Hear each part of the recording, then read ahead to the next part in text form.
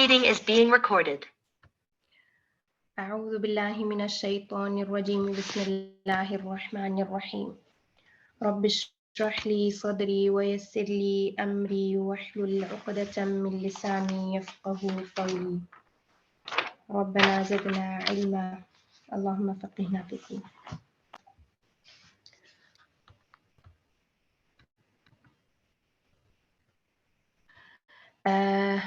ٹھیک یہاں سے شروع کریں گے ہم. فيه ظلمات ورعد وبرق. قیل ان رعد القرآن کہ جو ظلمات ہوتے ہیں اندھیرے، رعد جو ہے وہ گرج ہوتی ہے اور جو بجلی ہوتی ہے اس کو برق بولتے ہیں. یہ جو بارش کے اندر یہ تین چیزیں جو ہیں وہ موجود تھیں، اور اس مثال کے اوپر یہ صرف اس آیت کو بیان کر رہے ہیں کہ جو رعد القرآن ہے یعنی جو گرج ہے قرآن کی وہ کیا چیز ہے؟ زواجرہ التی تخیف، کہ جو اس کے زواجر ہیں یعنی جو ڈرانے والے پوائنٹس ہیں وہ کون کون سے ہیں جن سے انسان خوف کھاتا ہے. التی تخیف. وبرق القرآن انوارہ ومنافعہ التی نالت المنافقین بعصمت دمائہم واموالہم. اور بجلی قرآن کی کیا چیز ہے؟ اس کے انوار، جو نور کی جمع ہوتی ہے انوار، اور اس کی جو منافع یعنی جو فائدہ پہنچنے والی چیزیں ہیں وہ جو کہ منافقین کو ملی، کیونکہ یہ جو دو مثالیں تھی یہ منافقین کے ہی حوالے سے ہیں. تو منافقین کو کیا چیز پہنچی تھی کہ بعصمت دمائہم واموالہم، یعنی ان کے خون اور مال بچ گئے تھے. کیونکہ جو منافقین تھے وہ زبان سے اپنے آپ کو مسلمان کہتے تھے، اس لیے ان سے کوئی بھی کسی قسم کی کوئی جنگ نہیں کی جاتی تھی، حالانکہ وہ ملک کے اگینسٹ بیچ میں نبی صلی اللہ علیہ وسلم کے خلاف سازشیں کرنا، کفار مکہ کے ساتھ مل جانا، کبھی یہود کے ساتھ مل جانا، اس طرح کے وہ بہت سارے کام کرتے تھے. لیکن چونکہ وہ اپنے آپ کو زبان سے مسلمان کہتے تھے اس لیے ان کو فائدہ کیا ہوتا تھا؟ بعصمت دمائہم واموالہم، کہ ان کے جو خون اور مال ہے وہ بچ گئے مسلمانوں سے، کہ جنگ وغیرہ ان کے ساتھ نہیں ہوتی تھی.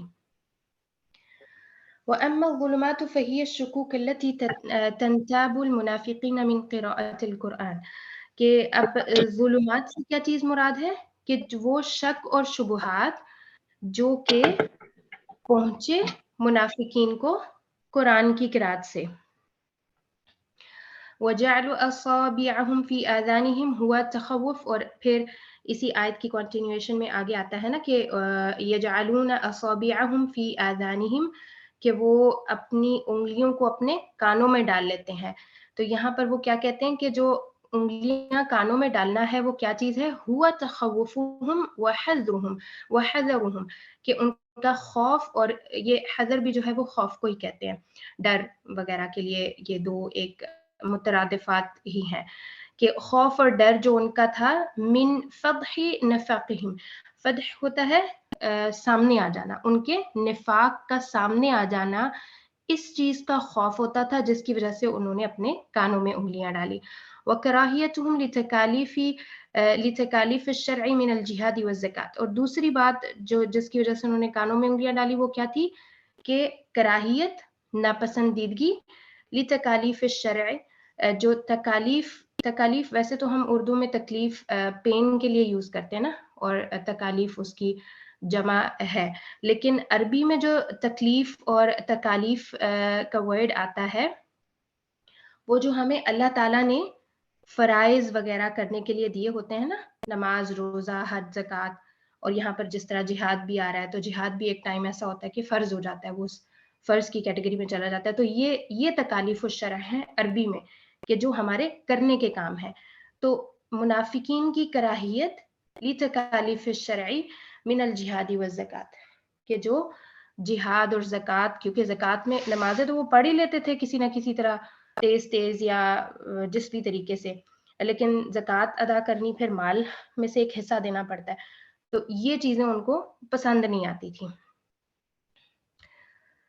پھر آگے ہے وَكُلَا مِنْهَا رَغَدًا حَيْثُ شِئْتُمَا. اب یہاں پر یہ حضرت آدم اور اماں حوا کے قصے میں سے آتا ہے، آیت نمبر 35 میں ہے یہ. وَكُلَا مِنْهَا رَغَدًا حَيْثُ شِئْتُمَا وَلَا تَقْرَبَا هَذِهِ الشَّجَرَةَ فَتَكُونَا مِنَ الظَّالِمِينَ کہ حضرت آدم اور اماں حوا کو جب اللہ تعالیٰ نے کہا تھا کہ آپ لوگ جنت میں رہیں اور جہاں سے دل کرتا ہے وہاں سے آپ دونوں جو مرضی کھانا چاہتے ہیں کھائیں، لیکن ایک درخت کے پاس نہیں جانا. تو یہ اسی کے حوالے سے یہ بات کر رہے ہیں کہ وَقَالَ بَعْدَهَا، اور اس کے بعد آیت نمبر 58 میں کیا بات آتی ہے؟ فَكُلُوا مِنْهَا حَيْثُ شِئْتُمْ رَغَدًا، کہ تم سب لوگ کھاؤ جہاں سے تمہارا دل کرتا ہے، رغدن بے حساب.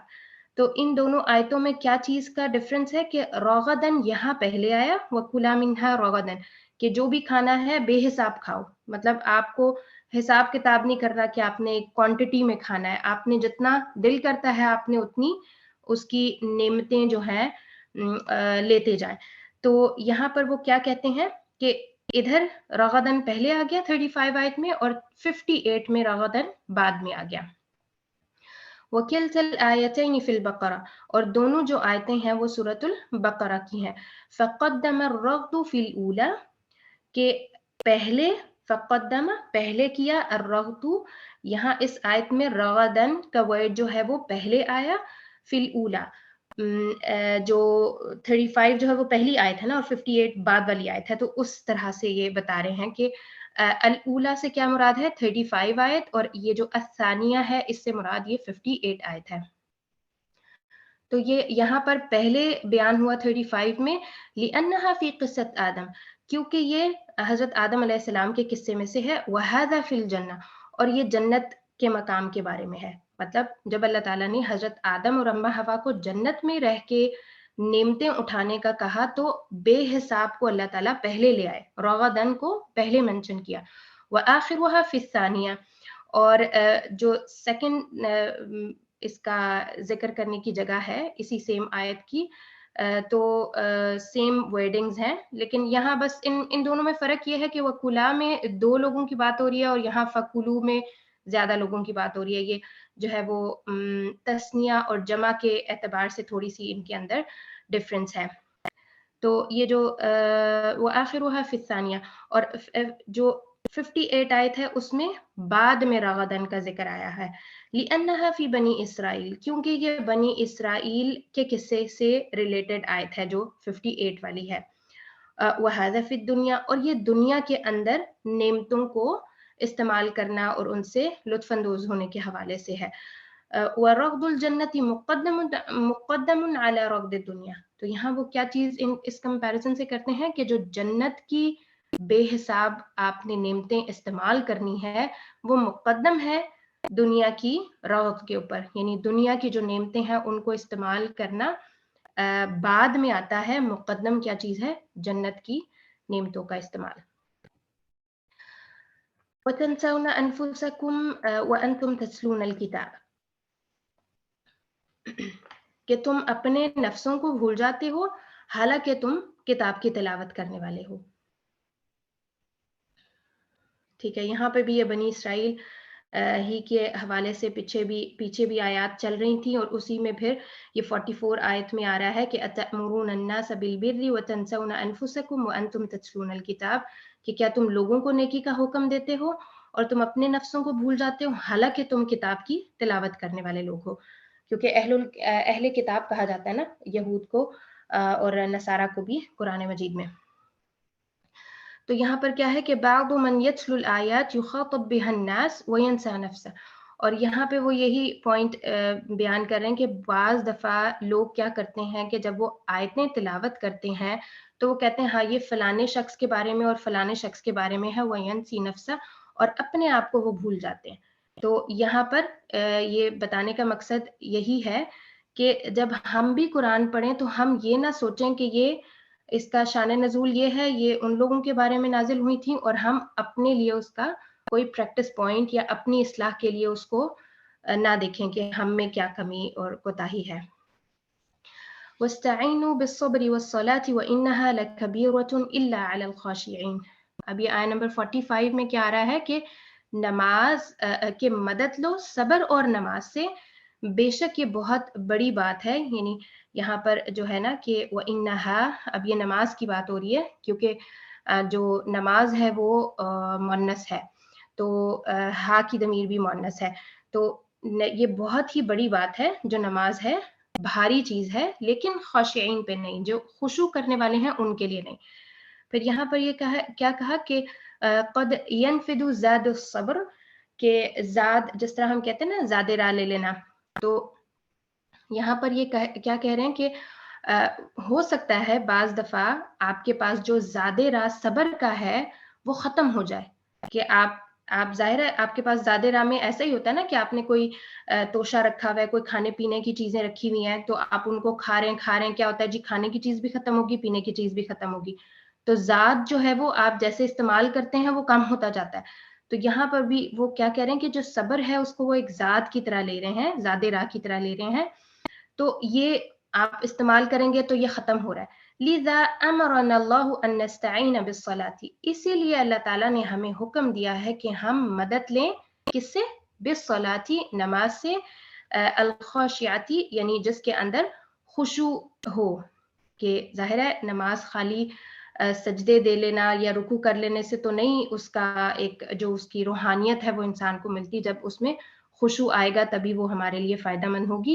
لتعین الصبر، تاکہ وہ ہماری مدد کر سکے صبر کو انکریز کرنے میں، وتقویتہ، تعین ہوتا ہے مدد کرنا اور تقویہ ہوتا ہے کہ انفورس کرنا، کہ جو نماز ہے وہ پھر ہمارے صبر کو زیادہ کرنے اور اس کو بڑھانے میں ہماری ہیلپ کرتی ہے۔ وَاسْتَعِینُوا بِالصَّبْرِ وَالصَّلَاةِ، پھر اسی سیم آیت سے اگلا پوائنٹ کیا ہے کہ کثیرا ما نوصی من اصیب من مصیبت ان یصبر، کہ بہت دفعہ ایسا ہوتا ہے، نوصی کہ ہم نصیحت کرتے ہیں، من اصیب بمصیبت کہ جس شخص کو پہنچی ہے کوئی مصیبت، ان یصبر کہ وہ صبر کے ساتھ کام لے، کہ مطلب اکثر ایسے ہوتا ہے کہ ہم نے کسی مصیبت زدہ کو دیکھا تو ہم اس کو تسلی دیتے ہیں، ہاں جی کوئی نہیں، مشکل ٹائم ہے، صبر کریں نکل جائے گا، لیکن ننسا ان نوصیہ بقرینۃ الصبر، لیکن ہم بھول جاتے ہیں، ننسا ہم فرگیٹ کر دیتے ہیں، انوسی کہ ہم اس کو نصیحت دیں، مطلب نوسی ویسے تو وصیت جس طرح ہم اردو میں بولتے ہیں اسی سے ہے، کہ ہم اس کو ایڈوائز کریں بقرینۃ الصبر، صبر کا کے کرینہ سے، کرین جو ہوتا ہے نا وہ ساتھ کو کہتے ہیں، جو اس طرح فرینڈ کے لیے یا ایک بہت ہی جو کلوز ہو ایک دوسرے کے، بقرینۃ الصبر وہی الصلاۃ، اور وہ کیا چیز ہے؟ نماز۔ وَكَانَ صلی اللہ علیہ وسلم اذا حزبه امر فزع للصلاۃ، اور پھر وہ آگے جو دلیل ہے اس چیز کے لیے، مطلب اسی قرآن کی آیت کو نبی صلی اللہ علیہ وسلم بھی ایز اٹ از کیا کرتے تھے، اذا حزبه امر فزع للصلاۃ، کہ جب آپ صلی اللہ علیہ وسلم کو کوئی بھی کام پیش آتا تھا، مشکل ہوتا تھا، تو فزع للصلاۃ کہ وہ نماز کی طرف جو ہے وہ جاتے تھے۔ وَإِنَّهَا لَكَبِيرَةٌ إِلَّا عَلَى الْخَاشِعِينَ، اب اسی آیت کا جو سیکنڈ پورشن ہے کہ یہ بہت ہی بھاری کام ہے، بڑا کام ہے، مگر خاشعین کے لیے نہیں۔ خفت علیہم عظائم الامور بخشوعہم فی الصلاۃ، کہ خفت کم ہو جاتے ہیں ان کے اوپر جو خشوع کرنے والے لوگ ہیں، عظائم الامر کہ عظائم جو ہے وہ عظیم کی بڑا ہے پلورل ہے، عظیم بولتے ہیں بڑے کو، تو جو بہت بڑے بڑے امور ہیں، بہت بڑے بڑے کام ہیں، وہ خفت کم ہو جاتے ہیں، بخشوعہم خشوع کرنے کی وجہ سے، فی الصلاۃ نماز کے اندر، فالخشوع قوت، تو اب وہ کیا کہہ رہے ہیں؟ خشوع کیا چیز ہے؟ آپ کی اسٹرینتھن ہے، آپ کی قوت ہے، آپ کی طاقت ہے، کہ وہ آپ کو بڑے بڑے جو کام، ظاہر ہے جو آپ کی زندگی کے اندر مشکلات پیش آ رہی ہیں یا جو بھی چیزیں ہو رہی ہیں اور اس پہ آپ کو صبر چاہیے، تو وہاں آپ نماز پڑھتے ہیں خشوع کے ساتھ، تو آپ کے لیے وہ امور آسان ہو جاتے ہیں، آپ کو ان کے ساتھ جو مشکل وقت ہے اس سے نکلنے میں آسانی کا سبب بن جاتی ہے یہ بات۔ وَإِنَّهَا لَكَبِيرَةٌ إِلَّا عَلَى الْخَاشِعِينَ، اب وہی سیم پوائنٹ کہ یہ بہت ہی بھاری چیز ہے مگر خاشعین کے لیے نہیں، اور خشوع کرنے والے کیسے لوگ ہوتے ہیں؟ اب اس کو اللہ تعالیٰ آگے ڈیفائن کرتے ہیں 46 آیت میں، الذین یظنون انہم ملاقو ربہم، کہ ایسے لوگ جو یقین رکھتے ہیں کہ وہ اللہ تعالیٰ سے ملاقات کریں گے، یعنی ان کو قیامت کے دن اور اللہ تعالیٰ سے ملاقات کے دن کے اوپر یقین ہوتا ہے۔ الصلاۃ ثقیلۃ علی کل من لم یخشع فیہا، کہ نماز بھاری ہوتی ہے ہر اس شخص کے اوپر من لم یخشع، جو نہیں خشوع اختیار کرتا، فیہا نماز میں، وَأَكْثَرُ مَا يَجْلِبُ الْخُشُوعُ فِيهَا، اور اکثر جو کہ یجلب ہوتا ہے کہ ایک چیز کا دوسری چیز کو کھینچ کے لے کے آنا، تو اس میں کیا چیز ہے کہ اکثر ما، کہ زیادہ تر کیا ہوتا ہے کہ یجلب الخشوع، کہ خشوع کھینچ کے لاتا ہے، فیہا نماز کے اندر جو ہم خشوع کر رہے ہیں وہ کس چیز کو کھینچ کے لا رہا ہے؟ الیقین بالیوم الآخر، یقین جو کہ آخرت کے دن کے اوپر ہے۔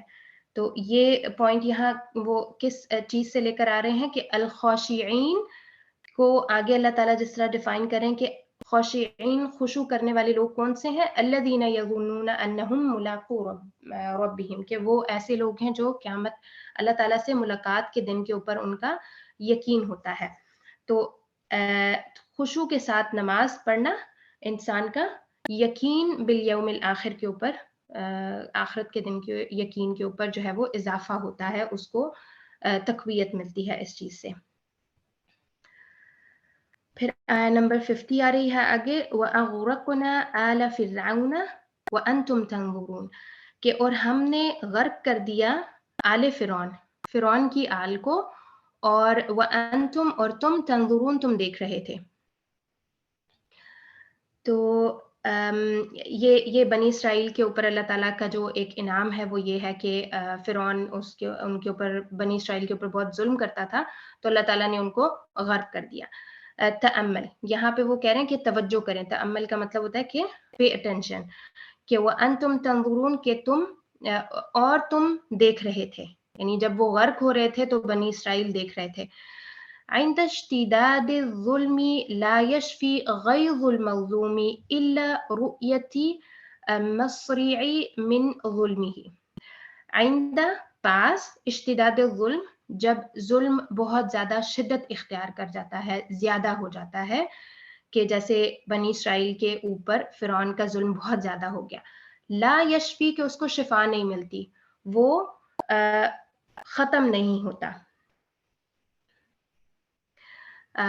غیظ المظلوم، کیا چیز ختم نہیں ہوتی ہے، اس کو شفا نہیں ملتی؟ جو غیظ ہوتا ہے یہ غصہ بہت زیادہ، ایک تو آپ غضب کا ورڈ یوز کرتے ہیں نا غصے کے لیے، لیکن وہ اس کی تھوڑی سی کوانٹٹی کم ہوتی ہے، آپ کا تھوڑا بہت غصہ جو ہے وہ اس میں آتا ہے، لیکن جو غیظ ہے وہ بہت زیادہ غصہ جو ہے اس کے لیے آپ غیظ کا ورڈ یوز کرتے ہیں۔ غیظ المظلوم، یعنی جو مظلوم کا بہت شدید غصہ ہے وہ کم نہیں ہوتا، اس کو شفا نہیں ملتی، الا، مگر رؤیت ہوتا ہے دیکھنا کسی چیز کو، جس طرح سین کے لیے آتا ہے، تو مسرع ہوتا ہے مسریعی، عین کسرہ کے ساتھ ہوگا، مسریعی ہوتا ہے موت گاہ، جو مکان القتل ہے، من ظلمہ، جو اس کے اوپر ظلم ہوا ہے، اس کی موت کا نظارہ، یعنی اس جو بھی شخص تھا، اس نے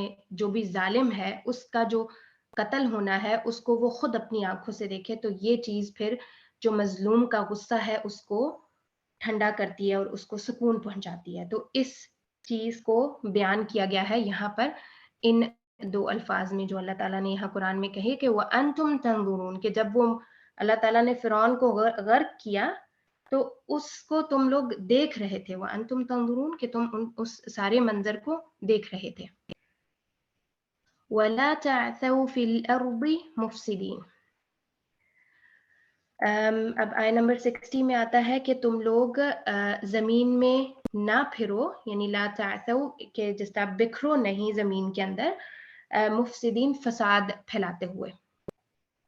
قال ابن کثیر، ابن کثیر جو ہے وہ قرآن کی تفسیر کے حوالے سے ان کا بہت ہی بڑا نام ہے، وہ کیا کہتے ہیں کہ لا تقابل النعم بالعصیان، کہ جو نعمتیں ہیں ان کو پیرلل نہیں لے کے آؤ عصیان کے، نافرمانی کے، کہ مطلب اللہ تعالیٰ آپ کو نعمتیں دیے جا رہا ہے اور آپ اس کے پیرلل کیا کرتے جا رہے ہیں؟ نافرمانی کرتے جا رہے ہیں۔ اس سچویشن کو اکٹھا نہیں کرو، فتسلبوها، تو پھر کیا ہوگا کہ اللہ تعالیٰ آپ سے نعمتیں لے لے گا. تو یہ جو ہے نا، یہ اس آیت سے ابن کثیر نے یہ تدبر کی ایک بات نکالی، وَلَا تَعْثَوْا فِي الْأَرْضِ مُفْسِدِينَ. وَضُرِبَتْ عَلَيْهِمُ الذِّلَّةُ، ایک پارٹ ہے کہ ان کے اوپر ذلت اللہ تعالیٰ نے چسپاں کر دی، ڈال دی. یہ بھی بنی اسرائیل کی بات ہو رہی ہے. ذَلِكَ، پھر ایک اور حصہ ہے اسی کا، مطلب سیم آیت کا 61 آیت کے یہ دو پارٹس ہیں. ذَلِكَ بِمَا عَصَوْا وَكَانُوا يَعْتَدُونَ، کہ یہ سب کیوں تھا، یعنی جو بھی اللہ تعالیٰ نے سزائیں ذکر کی ہیں کہ ان کے ساتھ ایسے ایسے ہوا، وہ کیوں ہوا؟ بِمَا عَصَوْا، کہ وہ جو نافرمانی کرتے تھے، وَكَانُوا يَعْتَدُونَ، اور جو وہ حد سے گزر جاتے تھے. یعنی ان کی نافرمانی کیسی تھی کہ انہوں نے اپنی نافرمانی کی کوئی لمٹ نہیں رکھی ہوئی تھی، وہ بس حد سے گزر رہے تھے. انہوں نے کوئی بھی حد اپنی لمٹائز نہیں کیا تھا اپنی نافرمانی کو. تو اس میں وہ کیا بات بتا رہے ہیں ہمیں کہ ذل الامتی عقوبۃ لها علی ابتعادها عن دینها، کہ جو ذلہ ویسے تو کہتے ہیں نا ہیوملیشن ہوتی ہے، جو ہم اردو میں بھی یوز کرتے ہیں نا، ذلیل ورڈ یوز کرتے ہیں، وہ اسی روٹ ورڈ سیم ہے. تو بےزتی ہو رہی ہے ایک امت کی، ذلت ہو رہی ہے ایک امت کی، وہ کیا ہے؟ عقوبہ ہے اس کے لیے، یعنی اس کی پنشمنٹ یہ کیوں ہو رہی ہے، اس کو پنشمنٹ جو ذلہ والی ہے وہ کیوں مل رہی ہے؟ علی ابتعادها عن دینها، کیونکہ وہ امت جو ہے دور ہو گئی ہے اپنے دین سے. یہاں پہ یہ ہمارے پاس یہ جو ہاں آ رہے ہیں اینڈنگز میں، یہ امہ کی طرف جا رہے ہیں. تو ظاہر امہ ویسے تو سنگولر ورڈ ہے، لیکن امت کے اندر بہت سارے لوگ ملتے ہیں تو پھر ایک امت بنتی ہے. فاللہ یعز الطاعی ولو کان ضعیفا، تو اللہ تعالیٰ عزت دیتا ہے اطاعت کرنے والے کو، یعنی جو اللہ تعالیٰ کی اطاعت کرتا ہے اللہ تعالیٰ اس کو عزت کا دیتا ہے. ولو کان ضعیفا، بے شک وہ کمزور ہو، مطلب فزیکلی یا فائنینشلی یا کسی بھی طور پہ وہ کمزور ہے، تو بھی اللہ تعالیٰ جو اطاعت کرنے والا ہے اس کو عزت دیتا ہے. وَيَذِلُّ الْعَاصِي وَلَوْ كَانَ قَوِيًّا، اور ذلیل کر دیتا ہے عاصی کو، جو گناہ گار ہے اس کو وہ ذلیل کر دیتا ہے، بے شک وہ قوی ہو، بے شک وہ طاقتور ہے فزیکلی یا فائنینشلی یا کسی بھی طریقے سے وہ قوی ہے، اس کو اللہ تعالیٰ ذلیل کر دیتا ہے. لا فارض ولا بکر عوان، اب یہ آیا نمبر 68 میں جو گائے والا قصہ ہے، وہاں سے یہ ایک پارٹ آیا ہے کہ جب اللہ تعالیٰ نے بنی اسرائیل کو گائے ذبح کرنے کے لیے کہا تھا تو انہوں نے بہت ساری کوشچننگ کی تھی کہ بھئی وہ کیسی ہو. تو اس میں اللہ تعالیٰ نے کہا لا فارض ولا بکر عوان، کہ الفارد ہوتا ہے المسنۃ التی لا تلد، کہ وہ بہت ہی بڑی عمر ہو جائے، کسی بقرہ یعنی گائے کی بہت بڑی عمر ہو گئی ہے کہ وہ اس عمر میں اس کے بچے نہیں ہو سکتے، بچڑے وہ پیدا نہیں کر سکتی. مطلب اس کا مطلب ہوگا بوڑھی، لیکن بوڑھی بھی اتنی بوڑھی کہ اس کے اندر ولادت کرنے کی جو ایک کیپیسٹی ہے وہ ختم ہو گئی ہے. والبکر، اور بکر کیا ہے؟ الفتیۃ الصغیرۃ، کہ ایک ایسی چھوٹی لڑکی التی لا لم تلد قط، کہ جس نے کوئی بھی بچہ پیدا نہیں کیا ابھی تک. تو بکر جو ہے وہ چھوٹی عمر کے لیے، اور فارد جو ہے وہ بہت ہی بوڑھی کے لیے یہ ورڈ استعمال ہوتے ہیں. صفراء فاقع لونها تسر الناظرین، صفراء ہوتا ہے یلو کلر، فاقع مطلب فاقع لونها کہ وہ اٹریکٹ کرنے والا ہے اس کا رنگ. اب یہاں پہ بھی یہ جو ہا ہے یہ بقرہ کی طرف جا رہا ہے کیونکہ جو بقرتن ہے وہ مؤنث ہے، اور تسر الناظرین کہ وہ اٹریکٹیو لگتی ہے، سرور دیتی ہے دیکھنے والوں کو، ایسا وہ کلر ہے. کیونکہ آپ دیکھیں ایک رنگ کے کافی سارے شیڈز ہوتے ہیں اور ہر شیڈ نہیں ہے لازمی کہ وہ ہر بندے کو اٹریکٹ کرے. تو کچھ شیڈز ایک کلر کے ایسے ہوتے ہیں کہ جو آپ کو بہت ہی دیکھنے سے بڑی ٹھنڈک محسوس ہوتی ہے، ان کے بڑی خوشی ہوتی ہے. تو یہاں پر صفراء یلو ایسا کلر ہے جو اس گائے کا ہونا چاہیے جو کہ بہت ہی خوبصورت لگے دیکھنے میں. اب وہ اس سے کیا بات بتاتے ہیں کہ لِأَلْوَانِ الْمُبْهِجَةِ لِأَلْوَانِ الْمُبْهِجَةِ أَثَرٌ عَلَى النُّفُوسِ. المبہجہ ہاں، مبہجہ ہوتے ہیں کہ جو بہت ہی پسند آنے والے رنگ ہوں، اثر علی النفوس کہ ان کا اثر ہوتا ہے، یہ ہم اردو میں بھی اسی طرح یوز کرتے ہیں کہ وہ افیکٹ ڈالتے ہیں ہمارے نفوس کے اوپر، ہمارے مطلب نفوس یعنی انسان کی ذات کے اوپر۔ فلون حیاتک بالوان الفرح، تو اب وہ کیا کہہ رہے ہیں کہ لون ہوتا ہے، یہ اب صیغت امر آ رہا ہے کہ لون کے کلرفل کر دیں اپنی زندگی کو، حیات کا آپ اپنی زندگی کو ملون کر دیں، رنگین بنا دیں، بھی الوان الفرح خوشی کے رنگوں سے۔ واللہ مخرج ما کنتم تکتمون، کہ اللہ تعالیٰ اس چیز کو دکھانے والا ہے جو کہ تم چھپا رہے تھے۔ اب یہ 72 آیت کے اوپر چلے گئے ہیں کہ یہاں پر جس طرح ایک بنی اسرائیل کے قتل کا واقعہ ہے کہ انہوں نے جب قتل کر دیا، پھر وہ اس کو جو قاتل تھا وہ خود ہی اپنے قتل کو چھپا رہا تھا، اور پھر اینڈ میں اللہ تعالیٰ نے جو ہے وہ اس حقیقت کو فاش کر دیا کہ کس نے وہ قتل کیا۔ تو بہرحال یہاں پر وہ کیا سبق لے رہے ہیں اس پوائنٹ سے کہ واللہ مخرج ما کنتم تکتمون، کہ اللہ تعالیٰ نکالنے والا ہے، مخرج ہے نکالنے والا ہے جس چیز کو تم چھپاتے ہو۔ ما تکتموہ فی صدرک سیخرجہ اللہ لا محالہ، کہ جو کچھ تم چھپاتے ہو اپنے سینے کے اندر کہ اللہ تعالیٰ عنقریب اس کو نکالے گا، لا محالہ کسی بھی صورت میں۔ فزین باطنک کما زینت ظاہرک، کہ اللہ کہ آپ کیا کریں، مزین کر دیں، آپ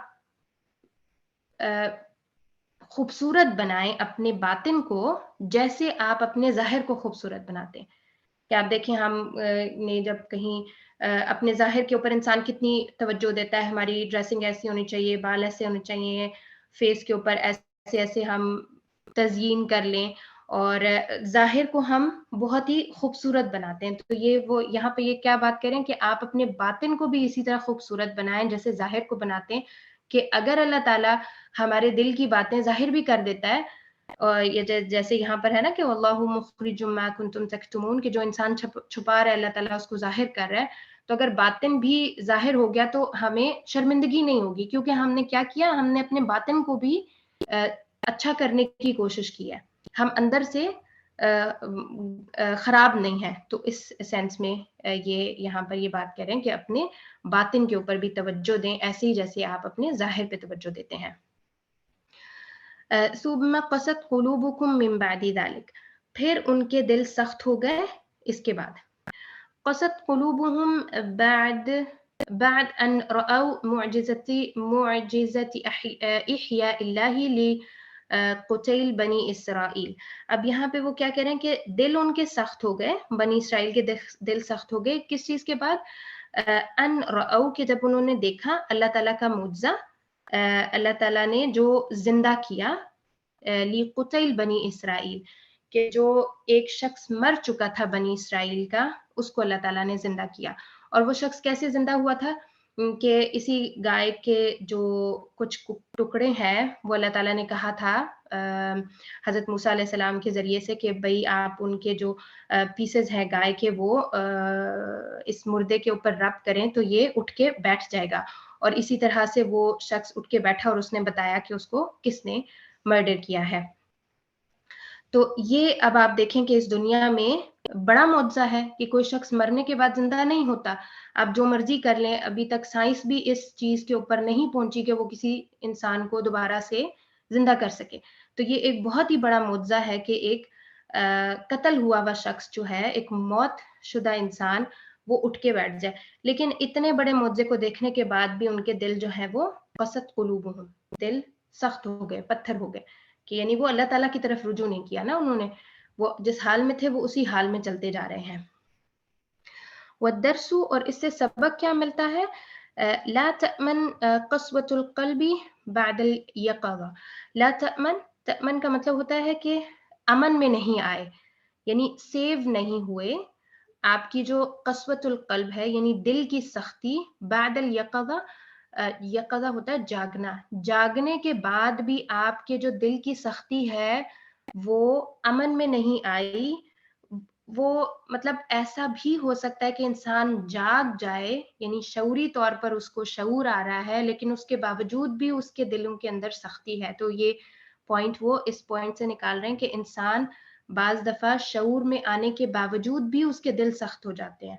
تو یہ مطلب ایک اس طرح سے سبق ہے نا کہ ہم یہ نہ سوچیں کہ ہم قرآن پڑھے ہیں یا ہم اگر اللہ کے راستے میں علم حاصل کریں تو ہم امن میں آ گئے ہیں، اب ہمارے دل سخت نہیں ہوں گے.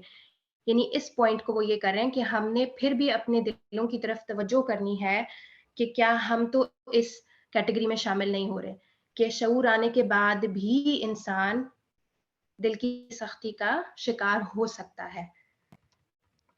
اوکے. وَإِنَّ مِنْهَا لَمَا يَهْبِطُ مِنْ خَشْيَةِ اللَّهِ. اب یہ وہی سیم آیت ہے جو دل کی سختی کے حوالے سے ہے. 84 نمبر آیت کے بعض ایسے ہوتے ہیں، یہ میرا خیال ہے پتھر کی بات ہو رہی ہے نا. ثم قست قلوبكم من بعد ذلك فهي كالحجارة أو أشد قسوة وإن من الحجارة لما يتفجر منه الأنهار وإن منها. بالکل یہ جو منہا کا ہا ہے یہ حجارہ کی طرف جو ہے وہ اس کا وہ ہو رہا ہے، یہ راج ضمیر جو ہے وہ حجارہ کی طرف ہے کہ پتھروں میں سے کچھ ایسے بھی پتھر ہیں جو کہ لما یہبطو جو گر پڑتے ہیں من خشیت اللہ، اللہ تعالیٰ کی اللہ تعالیٰ کے ڈر سے. یہبط ہوتا ہے لڑک کے آ جانا. تو اب یہاں پہ کیا ہے کہ حجر سقط من رأس جبل من خشیت اللہ، کہ ایک پتھر جو ہے وہ گر رہا ہے رأس جبل پہاڑ کی اونچائی سے یا پہاڑ کی پیک سے، من خشیت اللہ اللہ تعالیٰ کی ڈر کی وجہ سے، اللہ تعالیٰ کی خشیت کی وجہ سے. فَكَانَ أَلْيَنُ مِنْ كَثِيرٍ مِنَ الْقُلُوبِ الْقَاسِيَةِ. تو کہ اب پتھر حالانکہ دیکھنے میں کتنا سخت ہوتا ہے، کتنا ہارڈ ہوتا ہے، لیکن وہ کیا کہہ رہے ہیں کہ یہ جو فکان الین، تو یہ بہت ہی زیادہ لین ہے، بہت ہی زیادہ نرم ہے. الین جو ہے وہ سپرلیٹو ڈگری ہے کہ جو ایک پتھر ہے وہ بہت نرم ہے. من کثیر من القلوب القاسیہ، بہت سارے سخت دلوں سے زیادہ وہ پتھر نرم ہے جو کہ رأس الجبل، پیک آف ماؤنٹین سے گر رہا ہے اللہ تعالیٰ کی خشیت کو محسوس کرتے ہوئے. وَمِنْهُمْ أُمِّيُّونَ لَا يَعْلَمُونَ الْكِتَابَ إِلَّا أَمَانِيَّ. اور ان میں سے بہت سارے امی ہیں، بنی اسرائیل کی اگین بات ہو رہی ہے کہ وہ کتاب کا علم نہیں جانتے مگر ان کی اپنی کچھ خواہشیں ہیں. إِلَّا أَمَانِيَّ، انہوں نے اپنی کچھ خواہشیں بنا لی ہیں. قال ابن تیمیہ، اب اس میں ابن تیمیہ کیا کہتے ہیں کہ ذالک متناول لمن ترک تدبر القرآن، کہ یہ متناول ہم بولتے ہیں نا، اردو میں بھی بولتے ہیں کھانے کے لیے ہم کہتے ہیں کہ تناول فرما لو، کوئی چیز کھانی ہو تو اس کے لیے تناول کا ورڈ آتا ہے. تو یہاں پر وہ یہاں پہ بھی اسی سینس میں یہ چیز آ رہی ہے، مطلب کھانے کی تو یہاں ظاہر بات نہیں ہو رہی، لیکن متناول کسی چیز کو لے لینا. تو ذالک متناول کہ یہ لے لینا ہے لمن ترک تدبر القرآن، یعنی یہ جو پوائنٹ ہے یہ ایسے لوگوں کے لیے ہے جنہوں نے متناول کر لیا ہے، اس کو گھیر لیا ہے ان لوگوں کو جنہوں نے تدبر قرآن چھوڑ دیا ہے.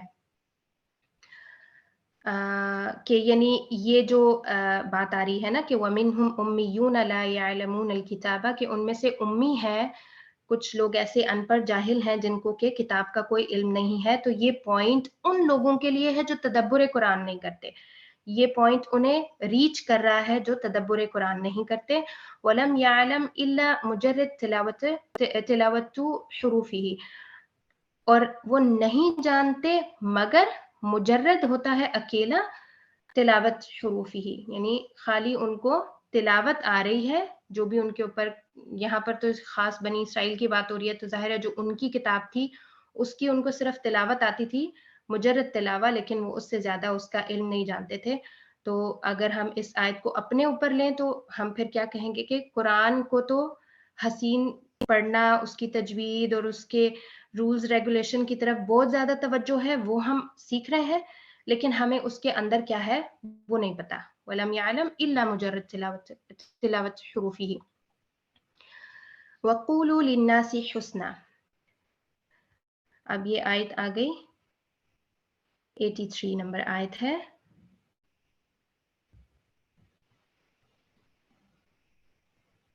ہاں وَقُولُوا لِلنَّاسِ حُسْنًا، یہ یہاں پر جو ہے نا وہ ذکر ہو رہا ہے جو اللہ تعالیٰ نے بنی اسرائیل سے وعدے لیے تھے. وَإِذْ أَخَذْنَا مِيثَاقَ بَنِي إِسْرَائِيلَ، تو اس میں اللہ تعالیٰ نے ان کو بہت ساری اور نصیحتیں کی ہیں، کام کرنے کے لیے کہے ہیں. نصیحتیں تو نہیں ہیں، یہ تو میثاق ہے نا، وعدے ہیں کہ یہ کام آپ نے کرنے ہیں بنی اسرائیل والوں نے. تو پھر ظاہر ہے یہ جب قرآن میں اللہ تعالیٰ نے ذکر کیے ہیں تو ہمارے لیے بھی ہیں. تو اس میں ایک پوائنٹ یہ بھی ہے وَقُولُوا لِلنَّاسِ حُسْنًا، کہ لوگوں کے ساتھ اچھے طریقے سے بات کرنا. لِلنَّاسِ كُلِّ النَّاسِ، لِلنَّاس میں یہاں پر یہ جو لوگوں سے کی بات ہو رہی ہے وہ کیا ہے؟ تمام کے تمام لوگ. وَلَوْ كَانَ غَيْرُ مُسْلِم، بے شک وہ غیر مسلم ہو. تو یہاں پہ وہ ہمیں کیا بات بتانا چاہ رہے ہیں کہ لوگوں سے مراد خالی مسلمان نہیں ہے، غیر مسلم بھی ہیں. لوگوں کے اندر تمام لوگ شامل آتے ہیں، غیر مسلم بھی. قال ابن عباس، ابن عباس رضی اللہ عنہما کیا کہتے ہیں کہ لو قال لی فرعون خیرا لرددت علیہ مثلہ، کہ اگر مجھے کوئی فرعون بھی جو ہے اچھی بات کہے گا تو میں اسی کے جیسی بات اس کو لوٹاؤں گا، یعنی میں اس کے ساتھ اچھے طریقے سے بات کروں گا. اس بات کا کہنے کا یہی مقصد ہے ابن عباس کا، کہ مطلب ہم لوگوں کے اچھائی، نیکی یا برے ہونے سے ہم ان کے ساتھ کیسا ہمیں بولنا چاہیے اس چیز کو ہم ڈیسائیڈ نہیں کریں گے. اگر کوئی برائی کرنے والا شخص بھی ہے تو بھی ہم نے اس کے ساتھ اچھے طریقے سے بات کرنی ہے. وَقُولُوا لِلنَّاسِ حُسْنًا وَأَقِيمُوا الصَّلَاةَ، اب سیم آیت میں وہ کیا بتا رہے ہیں کہ لوگوں کے ساتھ اس پوائنٹ سے ایک تدبر کا پوائنٹ لیں گے کہ لوگوں کے ساتھ اچھے طریقے سے بات کرنا اور نماز قائم کرنا. قدم القول الحسن علی الامر باقامت الصلاۃ، کہ یہاں پر اللہ تعالیٰ نے قول الحسن کو یعنی لوگوں کے ساتھ اچھی طرح بات کرنے کو پہلے ذکر کیا ہے اور نماز کی اقامت کی بات بعد میں کی ہے. تو یہ پھر امپورٹنس ہے اس کی. ظاہر ہے نماز بھی اپنی جگہ امپورٹنٹ ہے اور لوگوں سے بات کرنا بھی اچھے طریقے سے اپنی جگہ امپورٹنٹ ہے، لیکن یہاں پر یہ جو بات پہلے آ گئی تو اس سے یہ تدبر کا پوائنٹ یہ لے رہے ہیں کہ امفسس ہے اس کے اندر. فما جزاء من يفعل ذلك منكم الا خزي في الحياة الدنيا، تو جو کوئی بھی تم میں سے یہ کام کرے گا الا خزي في الحياة الدنيا، تو اس کے لیے کیا ہے؟ خزی ہے. خزی بولتے ہیں ذلت کے میننگ میں یہ ورڈ آتا ہے. ہان، ذل، یہ اس کے میننگز ہیں کہ جو بے عزتی ہے وہ ہے دنیا کی زندگی میں.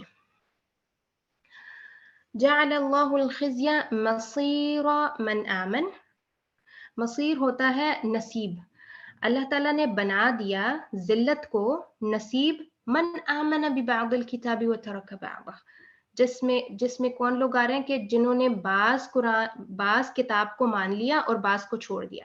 اب یہاں پر یہ بات تو بنی اسرائیل کے حوالے سے ہو رہی ہے، لیکن ظاہر ہے ہمارے لیے بھی اس میں سبق یہ ہے کہ جب ہم قرآن کو مانیں اور اللہ تعالیٰ کے دین کو مانیں تو ہم پورے کے پورے مانیں. یہ نہیں کہ یہ تو مجھے بات نہیں سمجھ آتی قرآن کی، یا یہ تو مجھے بات نہیں اچھی لگتی. بعض دفعہ لوگ کہہ دیتے ہیں اللہ تعالیٰ کے احکامات کے حوالے سے اس طرح کی بات، تو آپ کی عقل میں نہیں بھی آ رہی تو بھی آپ اس کو مانیں گے تو صحیح ہر صورت میں. کہ جب انسان اسلام قبول کرتا ہے تو پھر کیا ہے کہ آپ نے اسلام کے پورے اصول اور قواعد کو ماننا ہے اور ان کو تسلیم کرنا ہے. تو یہاں پر وہ کیا بہت ہی امپورٹنٹ پوائنٹ انہوں نے اس میں سے نکالا ہے کہ اللہ تعالیٰ نے ذلت اس دنیا کی زندگی میں ان لوگوں کے لیے رکھ دی ہے جو بعض کتاب کو مانتے ہیں اور بعض کو چھوڑ دیتے ہیں. اور آج اگر ہم اپنے آپ کو دیکھیں ایز مسلم امہ تو ہمارے اندر بھی یہ چیز بہت پائی جاتی ہے. اور ہر بندہ کیا کرتا ہے کہ جو اس کے فائدے کی چیزیں آ رہی ہیں اسلام میں وہ کہتا ہے ہاں میں تو ان کے اوپر ایمان لاتا ہوں، باقیوں کو وہ چھوڑ دیتا ہے. تو یہ وجہ ہے ہماری ذلت کی، ہماری جو ڈسگریس ہے اس کی ریزن ہے یہ. وَنَفْسُ الْعَذَابِ كَانَ مِن نَصِيبِ فِرْعَوْنَ، اور سیم جو عذاب ہے نفس العذاب، نفس جو ہے وہ یہاں پر سیم کے لیے آ رہا ہے کہ سیم عذاب ہے فرعون کا بھی. وَيَوْمَ تَقُومُ السَّاعَةُ أَدْخِلُوا آلَ فِرْعَوْنَ أَشَدَّ الْعَذَابِ کہ جب قیامت قائم ہوگی. وَيَوْمَ تَقُومُ السَّاعَةُ ساعہ جو ہے وہ ویسے تو گھڑی کے لیے بھی یہ ورڈ آتا ہے, الساعة واچ کو بھی کہتے ہیں عربی زبان میں, لیکن یہاں پر جو ہے وہ قیامت کے لیے آ رہا ہے. تو ادخلو مطلب یہ بھی فعل امر ہے کہ حکم دیا جائے گا ان کو, آل فرعون کو, کہ تم اشد العذاب میں داخل ہو جاؤ. تو یہ جو 85 نمبر آیت ہے نا, اس میں اس طرح آ رہا ہے کہ دنیا کی زندگی میں ذلت, وَيَوْمَ الْقِيَامَةِ يُرَدُّونَ إِلَىٰ أَشَدِّ الْعَذَابِ اور قیامت میں کیا ہوگا کہ ان کو اور ہی زیادہ سخت عذاب کی طرف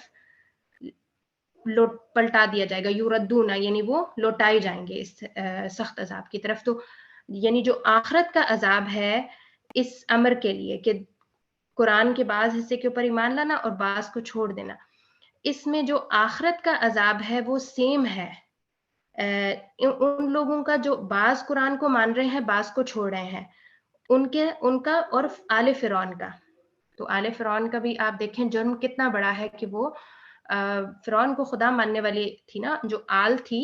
فرعون تو خود تو اپنے آپ کو الہ مانتا تھا, اور کیا اس کو کہتے ہیں, آل جو تھی اس کی وہ اس کو ایکسپٹ کرتی تھی.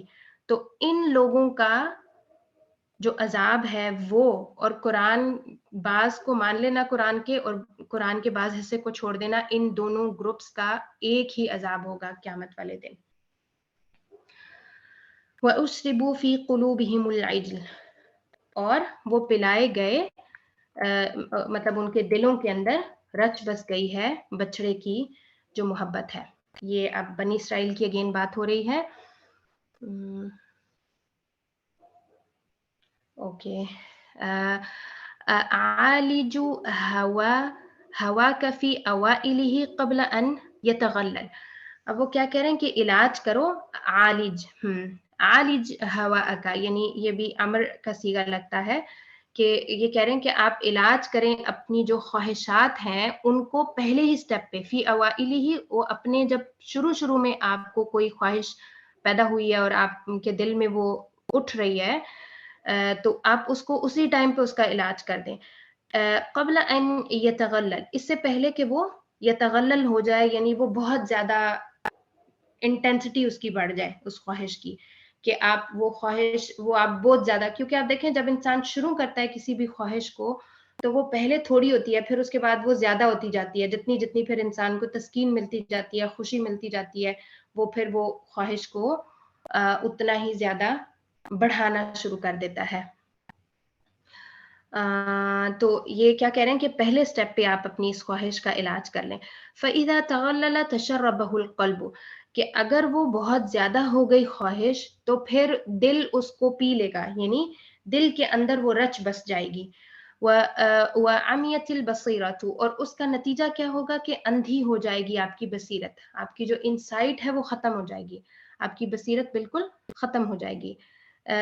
تذکر ان من الفتن والمعاصی ما تمر علیہ مرور الغافلین کہ یاد رکھو کہ جو فتنے اور معاصی ہیں یعنی جو برائی کی چیزیں ہیں, ما تمر علیہ مرور الغافلین کہ اس کے اوپر سے آپ نے غافلین کی طرح نہیں گزر جانا.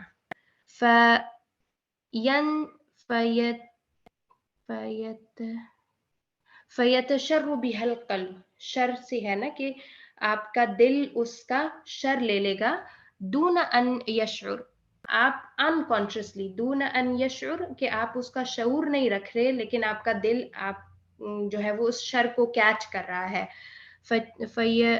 فیغذی بہا جوارحک تو وہ پھر کیا ہوگا کہ ظاہر ہے جب جو دل ہے وہی ہماری پوری باڈی کو بلڈ سپلائی کرتا ہے نا, تو جب ایک یہ جو گناہوں کا شر ہے وہ دل لے لے گا تو پھر وہ وہی فیڈ آپ کے جوارح کو کرنا شروع کر دے گا, آپ کے جو باقی اعضاء ہیں وہ وہی فیڈ ان سارے جوارح کو, آپ کے سارے اعضاء کو وہی فوڈ دینا شروع ہو جائیں گے. تو یعنی شر اگر دل کے پاس ہوگا تو وہ شر ہی باقی سارے اعضاء کو بھی ٹرانسفر کرے گا.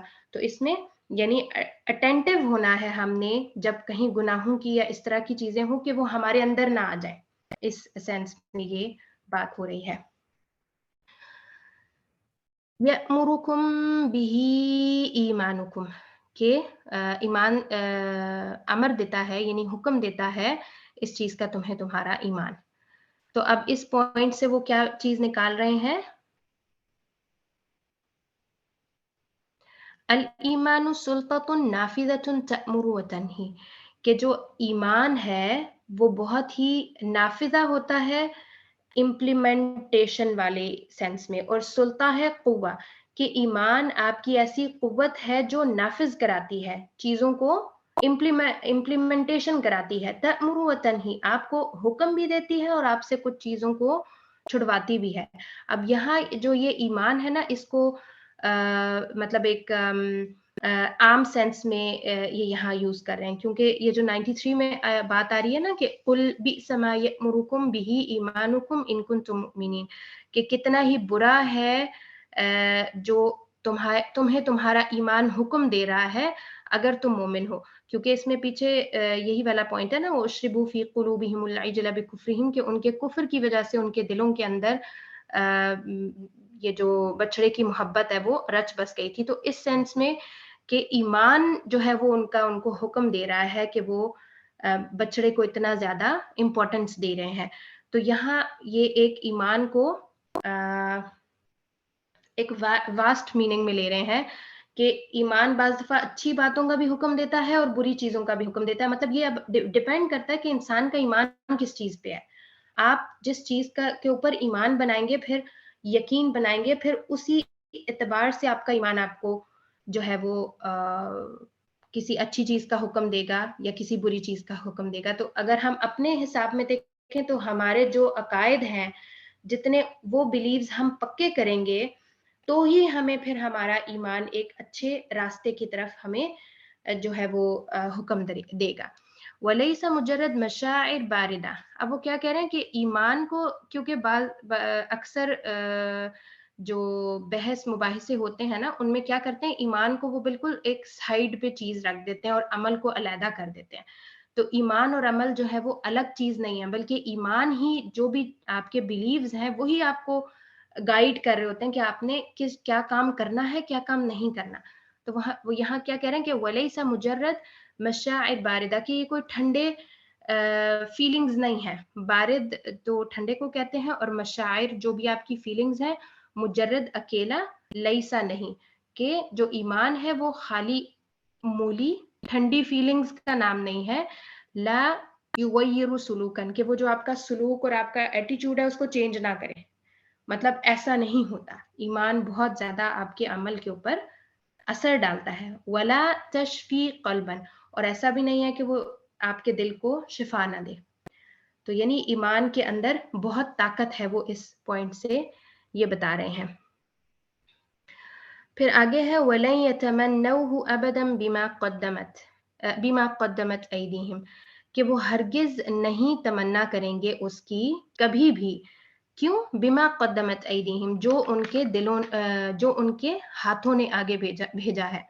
اب یہاں پر یہ 95 نمبر آیا ہے، تو اس میں اصل میں کیا ہے کہ بنی اسرائیل سے کہا جا رہا ہے. پچھلی آیت میں یہ اس چیز کا مفہوم ہے کہ اگر کیونکہ وہ لوگ یہ کہتے تھے نا کہ اللہ تعالیٰ نے جو آخرت میں ہمارے لیے بہت بھلائی رکھی ہے، تو اس سینس میں نبی صلی اللہ علیہ وسلم سے کہلوایا جا رہا ہے کہ آپ ان سے کہیں کہ اگر آخرت کا گھر تم لوگوں کے لیے خالص ہے، یعنی اللہ تعالیٰ نے تم لوگوں کے لیے جنت رکھی ہے، مفہوم میں آپ کو بتا رہی ہوں اس چیز کا، تو اگر ایسا ہے تو پھر تم لوگ موت کی تمنا کرو، کہ ظاہر ہے تمہاری زندگی سے زیادہ اچھی جب تمہاری آخرت ہے تو تم موت کی تمنا کرو اگر تم سچ کہہ رہے ہو.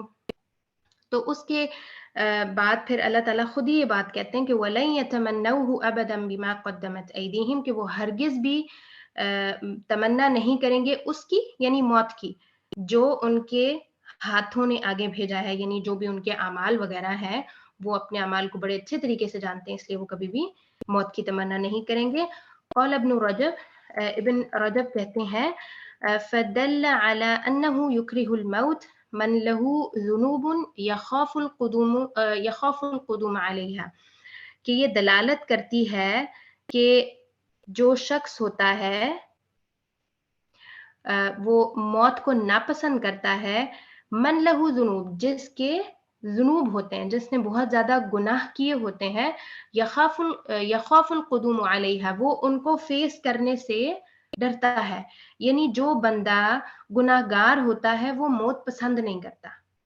کما قال بعض السلف، اور کیا کہہ رہے ہیں کہ بعض اسلاف نے یہ بات کہی ہے، ما یکرہ الموت الا مریب، کہ موت کو ناپسند کرنے والا شخص وہی ہوتا ہے جو مریب ہوتا ہے. یعنی مریب مطلب جس کے اندر بہت شک ہوتا ہے. ریب ہم نے جس طرح قرآن کے شروع میں بھی آیا تھا نا کہ لا ریب فیہ، تو یہ مریب مشکوک شخص جو ہوتا ہے، جس کے دل میں شک ہے، اس کے دل میں عقائد کا یقین نہیں ہے، وہ شکوں کے اندر پھر رہا ہے، ایسا ہی شخص موت کو ناپسند کرتا ہے، اس کو موت پسند نہیں آتی. وَلَتَجِدَنَّهُمْ أَحْرَصَ النَّاسِ عَلَى حَيَاةٍ، اور تم ضرور ان کو پاؤ گے حریص لوگوں میں دنیا کی زندگی پہ. تو یہاں پر یہ جو لام ہے یہ بھی، اور یہ نون تشدید یہ بھی سٹریس بڑھا رہا ہے کہ تم ضرور بضرور ان لوگوں کو پاؤ گے. احرص بہت زیادہ حرص کرنے والا، یہ بھی سپرلیٹو ڈگری ہے احرص الناسی، کہ وہ بہت زیادہ حریص ہیں دنیا کی زندگی کے اوپر. حیا ای حیا، مطلب یہاں پر زندگی کا مطلب کیا ہے؟ زندگی. فَالْيَهُودُ يَحْرُصُونَ عَلَى یعنی جو یہودی ہیں وہ حرص کرتے ہیں بہت زیادہ، ای حیا یعنی وہ کس چیز کے اوپر حریص ہیں بہت زیادہ؟ دنیا کی زندگی کے اوپر. ذلیلۃ کانت او کریمہ، چاہے وہ ذلیل زندگی ہے چاہے وہ کریم زندگی ہے. یعنی چاہے ان کو اس زندگی میں بےزتی مل رہی ہے، ذلت مل رہی ہے، تب بھی ان کو وہ زندگی قبول ہے، چاہے وہ بہت اچھی زندگی ہے، کریم جو ہے نا کہ بھئی عزت ہے، نعمتیں ہیں، مال دولت اور جو بھی دنیا کی نعمتیں ہیں وہ ان کے پاس ہیں، تو بھی ان کو وہ زندگی اچھی ہے. اہم شیء اللہ یموت، سب سے امپورٹنٹ کیا چیز ہے؟ اللہ یموتو، کہ وہ مرے نہ. اہم ہوتا ہے امپورٹنٹ، جیسے ہم اردو میں بھی یوز کرتے ہیں نا مہم ورڈ، تو سیم ہی ان کے جو ہے نا روٹ ورڈز ہیں. تو یہاں تک ہم لیسن ختم کرتے ہیں. سبحانک اللہم و بحمدک، نشہد ان لا الہ الا انت، نستغفرک و نتوب الیک. السلام علیکم ورحمۃ اللہ وبرکاتہ. وعلیکم السلام ورحمۃ اللہ وبرکاتہ.